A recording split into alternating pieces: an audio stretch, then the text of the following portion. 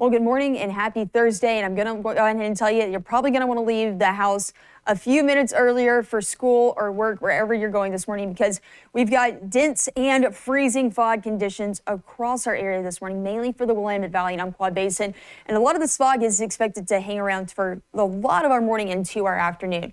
But for the spots that are not experiencing as foggy conditions, we're going to see dry, warmer conditions, and we still have that air stagnation advisory, and that's in place until tomorrow. But let's look outside. Roseburg, we can't see anything going on in Roseburg this morning because the fog is, again, that dense. Now, we've got a little bit more of a haze in, of course, Corvallis this morning. You can see that fog still hanging around, but at least we see the city lights.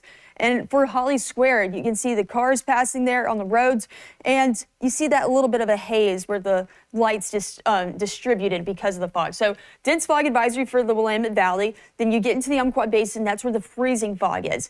Now, I will mention where the freezing fog advisory is, that's where the fog's going to hang around a little bit later into the day and really limit the temperatures from warming up. But we have Elkton with the densest fog this morning at 1/4 mile, Roseburg at 1.25 miles.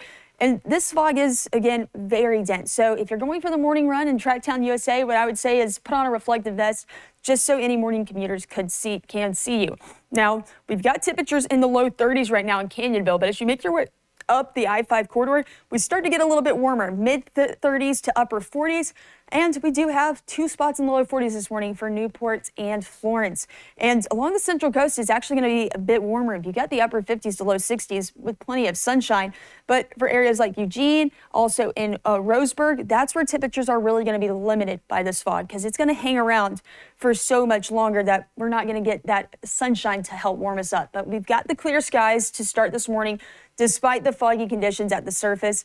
And then as we talk about the surface conditions, it's very calm along the I-5 corridor. Now you got a little bit of breezier conditions for the Central Coast. That's very typical. Of course, you're not getting that air really stagnated in, but because we're very calm along the I-5 corridor, we have the air stagnation advisory still in place. So those were respiratory concerns. I'd say to limit your time outdoors because those pollutants are just going to be very stagnant, staying in the atmosphere. So that, of course, could lead to maybe an asthma attack or anything of that nature. Now, the fog hangs around for a lot of our morning, especially for Eugene. But as you get a little bit later, I think around 3-4 o'clock, that lifts. And temperatures, again, not able to warm up to those 50s for areas like Eugene or Roseburg. But we should be getting to the low 50s in Corvallis. Now, tonight, that fog shouldn't be as prevalent for us out the door tomorrow, but we'll have a few passing clouds into our Friday.